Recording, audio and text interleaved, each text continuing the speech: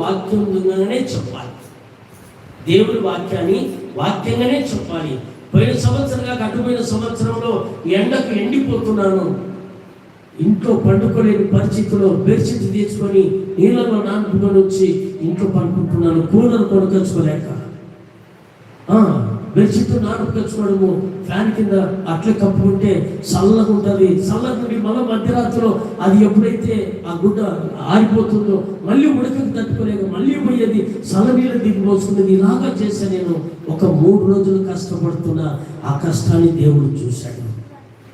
చూసి ఒక ఆయన వచ్చాడు, అయ్యా కూలర్ తీసుకోమంటున్నాడు అయ్యా, నాకు దేవుడు నీకు ఇవ్వమంటున్నాడు అయ్యా, కొనుక్కో అయ్యా కూలరు అంటున్నాడు. పొద్దుటూరుతో తిరిగాను, ఆదివారం దొరకలేదు, నువ్వు సోమవారం పోయి తెచ్చుకో అయ్యా కూలర్ అని నా చేతికి ఏం చేశాడు తెలుసా ఆయన? 10,000 రూపాయలు నా చేతిలో పెట్టాడు.